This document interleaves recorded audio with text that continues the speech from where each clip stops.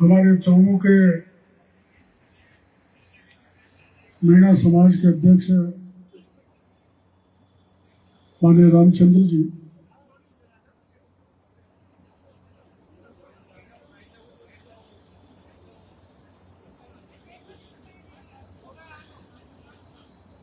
मेरा रामचंद्र जी से, मैं इधर आ जाऊं, मेरा रामचंद्र जी से इनके परिवार से पारिवारिक संबंध है। इनके बच्चे बच्ची आना जाना मिलना जुलना और शायद और भी परिवार होंगे,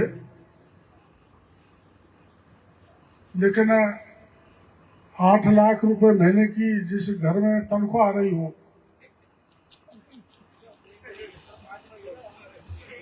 1 करोड़ रुपए साल के आ जाते हो, ऐसे रामचंद्र जी आपके अध्यक्ष हैं। और आपके अध्यक्ष के अलावा ये हमारी पार्टी के अध्यक्ष भी रहे। प्रभु जी हाटवार, ये इनसे मिलना जुलना बहुत पहले से था, वो भगवान के प्यारे हो गए। वो कट्टर कांग्रेसी थे और ये भाजपा के कट्टर आज भी है। और एक तरफ रामलाल जी बैठे हैं, दूसरी तरफ डॉक्टर बराला जी बैठी है, दोनों नहीं, बीच में बैठा रखा है।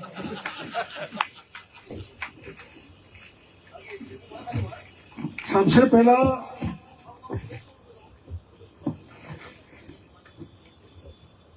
तो मैं बादामी जी को, उनके बच्चों को, तूफान जी और चारों पांचों भाई है।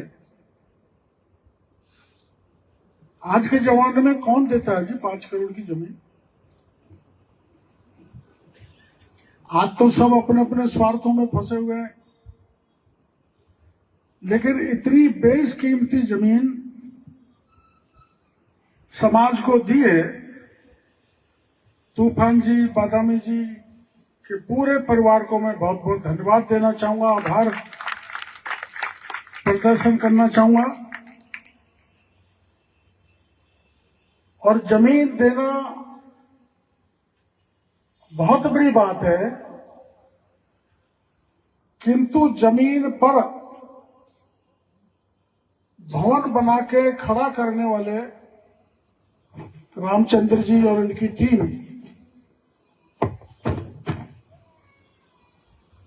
जो मैं सुन रहा था, जिनके मैं स्वागत कर रहा था,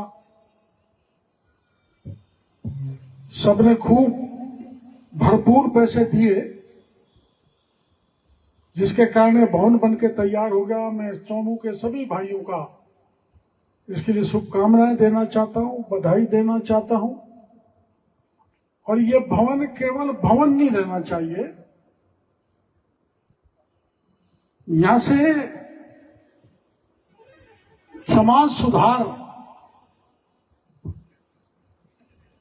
का कार्यक्रम, शिक्षा के कार्यक्रम तेजी से चलने चाहिए। कन्हैयालाल जी हमारे जिलाध्यक्ष हैं ही, शिखा जी आपकी विधायक हैं, रामलाल जी पहले विधायक रहे। मैं जब आ रहा था तो गाड़ी में रामलाल जी कह रहे थे कि अगर आप प्रचार में आ जाते तो मैं एमएलए बन जाता। अब वो तो क्या होता समय बताता, लेकिन मैं रामलाल जी से कह रहा था कि मेरे कपड़े भी आपने फटवाए थे यहाँ पर। लेकिन कह रहे थे, लेकिन साहब सुनो, साहब सरकार कांग्रेस की थी,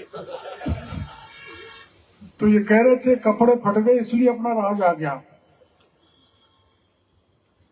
हमारे यहाँ सावरमल जी बैठे हैं, पुराने अधिकारी, मेरी इनसे बड़ी नजदीकी रही है जयपुर में। और मंच पर हमारे ये जो कमल जी हैं, मेरे को मिल गए थे, बड़ी स्वागत इन्होंने रास्ते में किया। और बहुत सारे मंडल अध्यक्ष जिला जयपुर के मंच पर विराजमान है। मैं जिला अध्यक्ष और प्रदेश अध्यक्ष जी नहीं है। कुछ मामला ही ऐसा है कि मैं आता हूं जब वो आते नहीं है। हालांकि मेरा कोई झगड़ा नहीं है, टंटा नहीं है, लेकिन उन्होंने आमागढ़ में समस्या खड़ी कर दी थी। आपको पता है, आमागढ़ में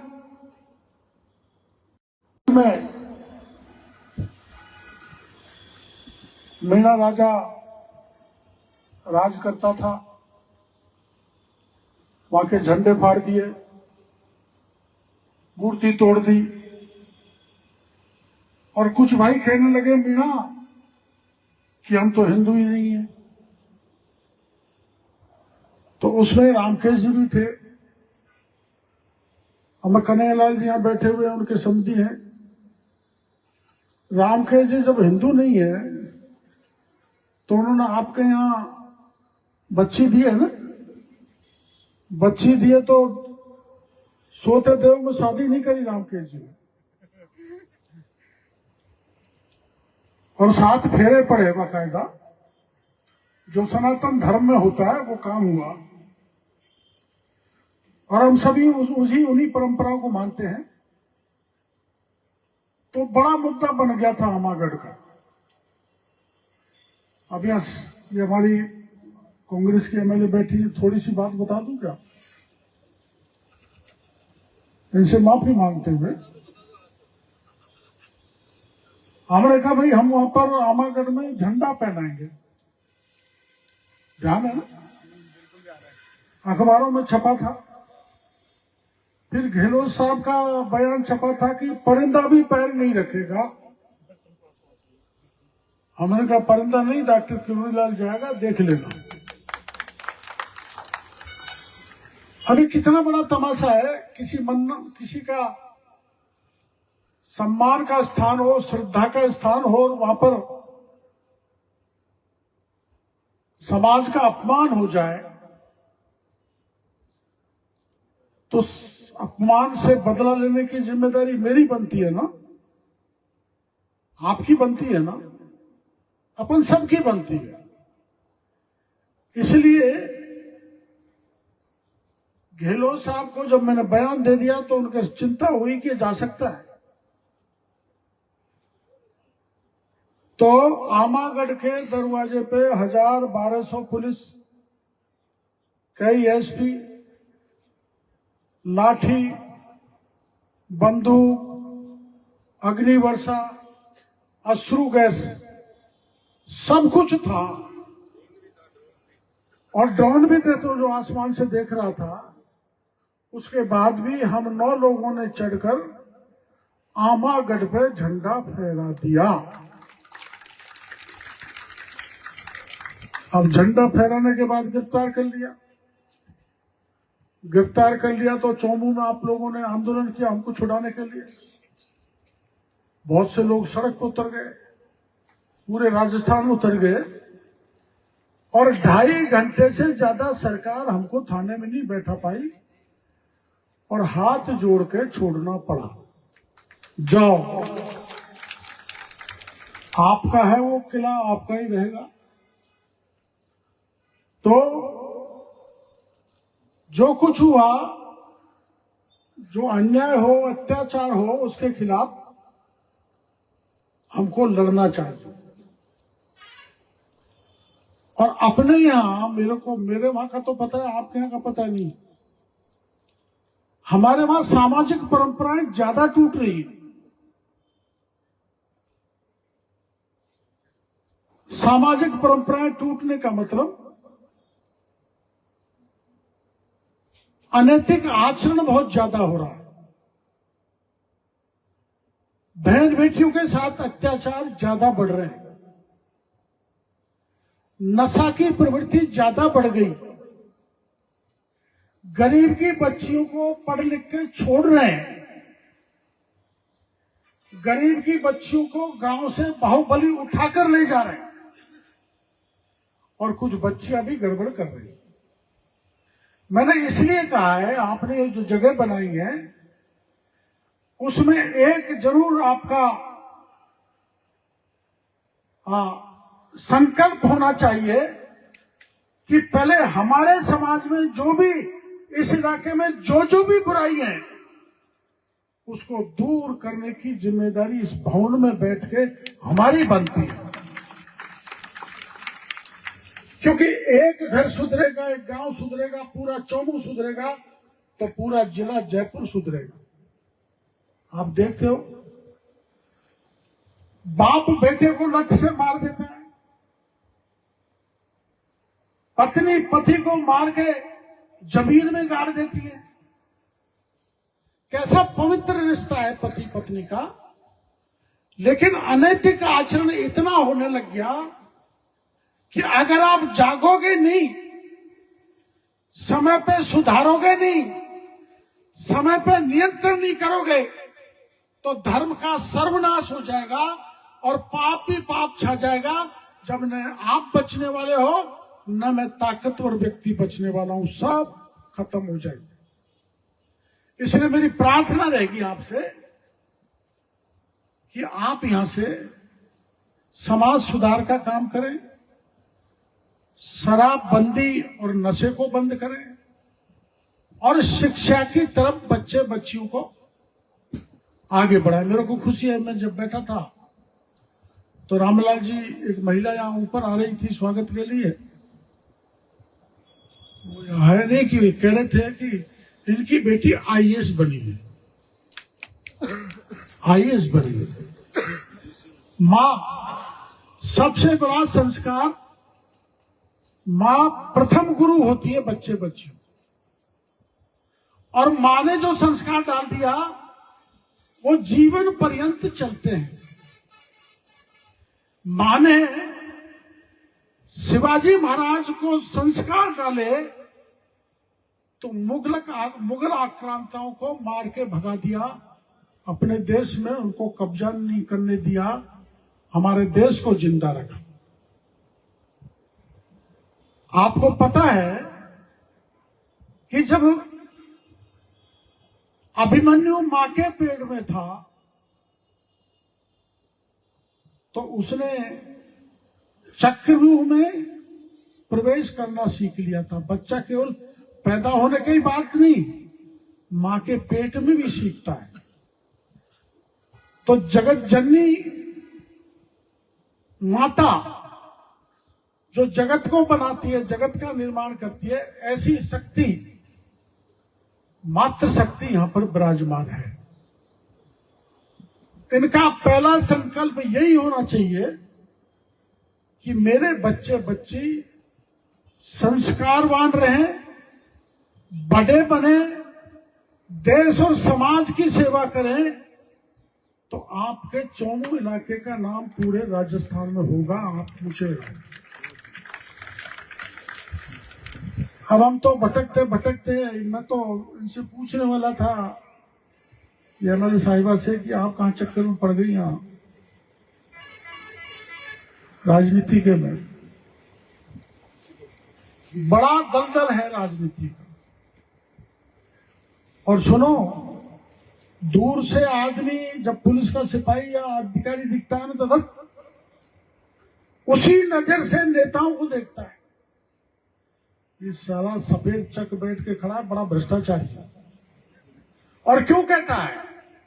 राजनीति वो राजनीति नहीं रही जो सरदार वल्लभ भाई के पटेल के टाइम की थी या लाल बहादुर शास्त्री के टाइम की।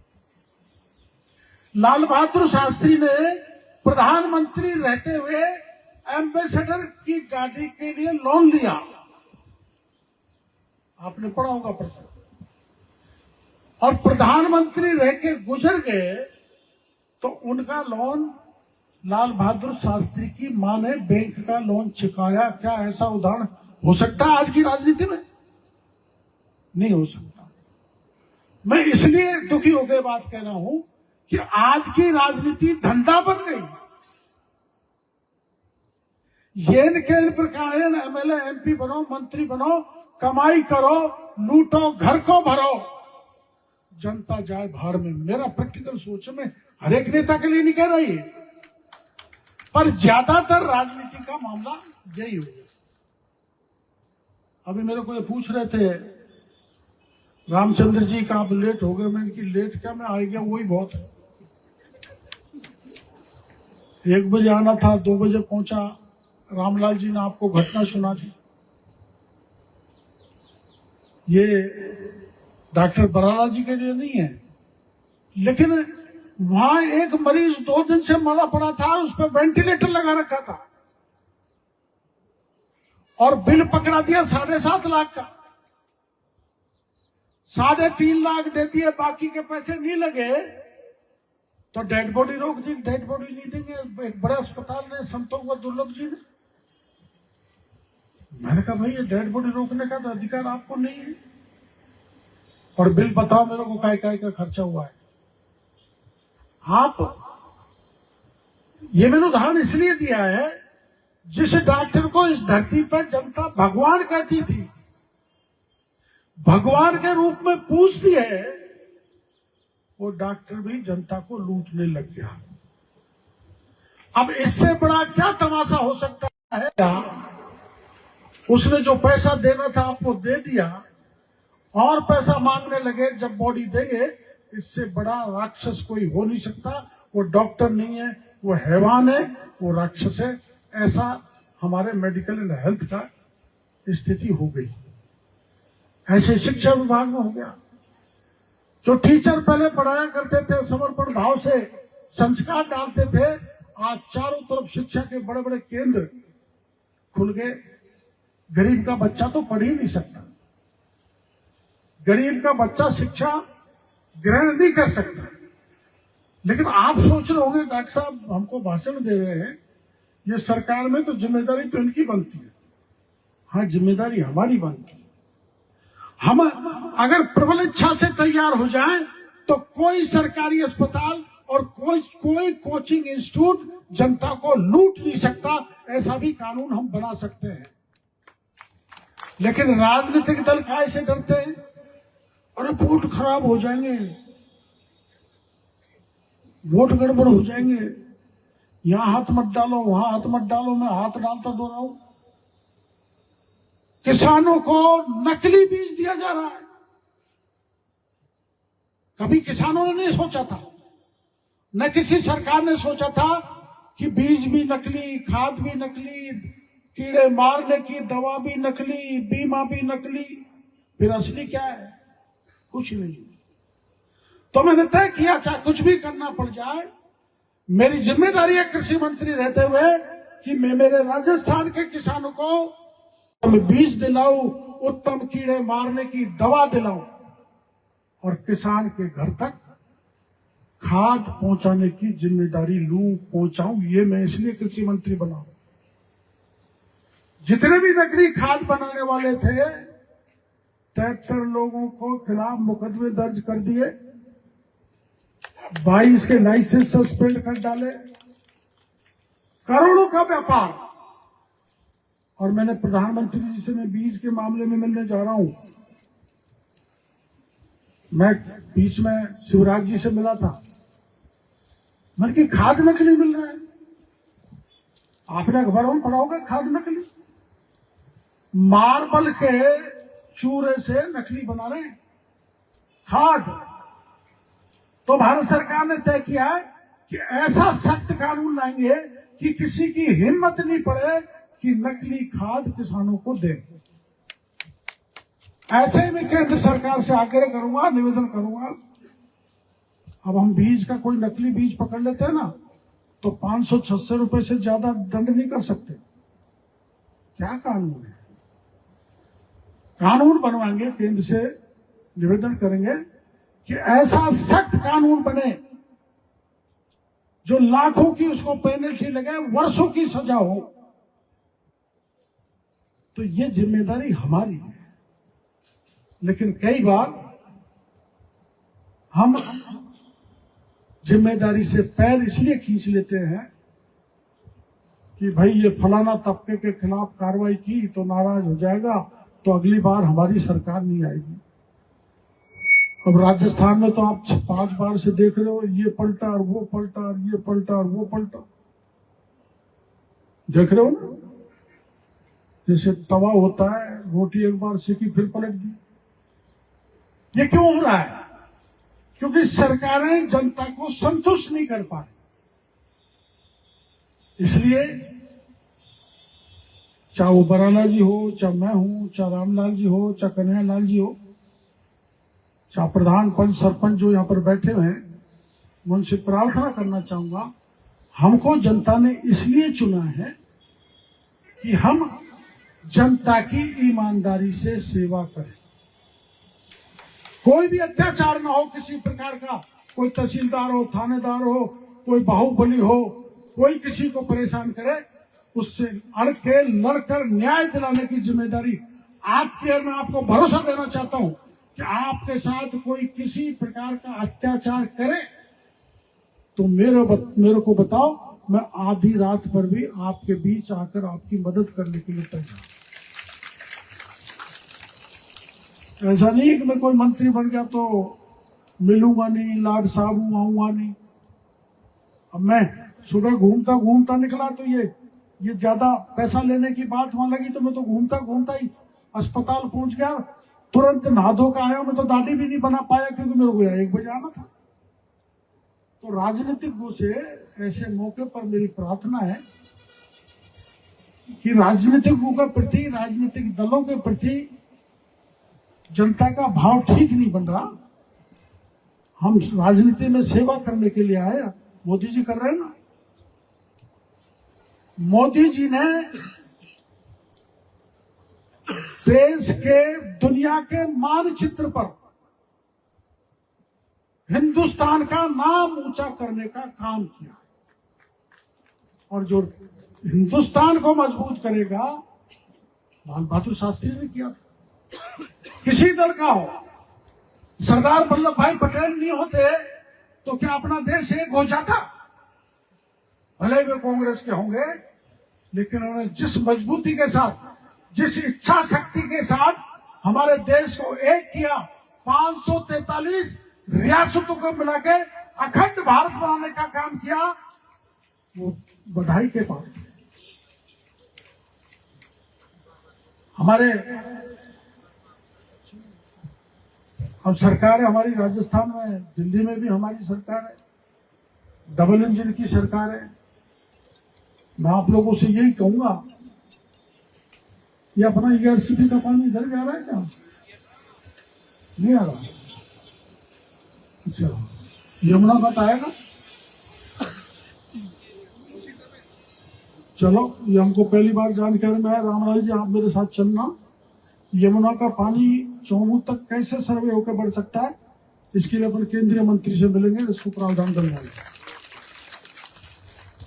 और ये पानी जो ईआरसीपी का है, इससे लबालब भरेगा हमारा रामगढ़ बंदा। तो छाप के एक बंदा हो रहा ना आपके यहाँ, छाप रहा, वो कितनी दूर आप, जो नीचे पे आप ऊंचे को चलो, ये दिखवाएंगे। यहाँ पानी की कमी आ गई। कभी हम छोटे छोटे थे, जब चोमू के बेर बहुत खाते थे महुआ में। आजकल बेर बंद हो गए कि चोमू के चल रहे हैं। और पहले चोमू को चोमू कहते थे, अब चोमू चतुर हो गया। चोमू के नाम से लोग चिढ़ते थे, चिढ़ते नहीं, मजाक होती थी, नाम ले लेते तो खाना नहीं मिलता था। और मैं वास्तव में चोमू का कार्यक्रम में सुबह से मेरे उसमें लग रहा था, तो मैं सुबह से अब तक भूखा हूं, कुछ खाया ही नहीं। भागदौड़ में वास्तव में आज नहीं मिला, तो आपने बुलाया, समाज के भाइयों ने आपने बुलाया, मेरा स्वागत किया, और आप सब संगठित होकर यहाँ पर बैठे हैं, और इस भवन के लिए सबने पैसा दिया। तो मैं बैठा बैठा सुन रहा था कि भाई इसमें चोमू वालों के पैसे लेंगे, तो मैंने कहा आज मैं बच गया हूं। चोमू को ले लो ना पैसा, अध्यक्ष जी, तो मैं तो बच गया। फिर भी मेरे सहयोग की जरूरत हो तो आप वहां मेरा हाईकोर्ट कितने लोग गए जरा हाथ खड़ा करो। कम गए हो यार, नजदीक है फिर भी कम क्यों गए हो? उसको एक बार देखें और बड़ा अच्छा उसको हम बनाने जा रहे हैं। वहां मोदी जी भी आए थे और मेरे पास गहलोत साहब का फोन आया था कि हम राहुल जी को रोकना चाहते हैं। मैंने कहा तो सभी का है, खूब रोको। तो राहुल गांधी जी भी वहां पर रुके थे। नॉन पॉलिटिकल है, सब जाति के लिए, सब वर्ग के लिए है। नाम हाईकोर्ट पढ़ा, उसकी कहानी लंबी है, बताने का अब समय नहीं है, कभी और मौका मिलेगा जब बताऊंगा। भाई ने लिख के दिया है जनजाति बालिका छात्रावास, ये तो सरकार से करा देंगे हम। सेंशन करवाना ना तो जगह चाहिए तो सरकार अपने आप जगह देगी। आप तो विधानसभा में उठा देना, मैं मंत्री से आश्वासन दिला दूंगा, ठीक है भाई। और फिर भी माना कोई कारण रहा, इसमें आबादी का चक्कर पड़ सकता है। हम तो बहुत आबादी में तो वहां कहीं भी हो जाता है। आपके यहाँ ऐसा तो होगा जहाँ 60% आबादी का गांव तो कोई होगा, 100% तो वहां हम सेंक्शन करा देंगे सरकार से। सरकार जमीन देगी। आप चाहते हो तो प्रस्ताव कलेक्टर के थ्रू सरकार के पास लाओ। जो उचित जमीन है आप अपनी तरफ से बनाना चाहो तो उसको जमीन को अलॉट करा देंगे, कोई बात नहीं है। लेकिन सुनो भाई, मैं जो घोषणा कर रहा हूं, मेरा आदमी लिख रहा है, लेकिन मैं बहुधंधी हूँ, जगह जगह भागता रहता हूँ। मेरे पास आप आ जाओगे तो काम हो जाएंगे, नहीं आए तो जयराम जी। ये मेरे नोता देने गए थे, मैंने कहा आ जाऊंगा। मेरे स्टाफ ने डायरी में नहीं लिखा, ये तो परसों गए, ध्यान दिलाया इसलिए आ गया। ध्यान दिलाना है। मेरे को खुशी है, एक बच्ची यहाँ से IAS बनी है, तो बच्चियों के लिए छात्रावास बनाओगे तो और बच्चियां बड़े अफसर बनके इलाके का नाम रोशन करेंगी, देश की सेवा करेंगी। तो देश की सेवा में कोई भी काम आएगा, उसकी सेवा करने के लिए डॉक्टर किरोड़ीलाल और उनकी सरकार तैयार है पूरी तरह से। पूरे समाज को धन्यवाद देना चाहता हूं, रामलाल जी को और हमारे डॉक्टर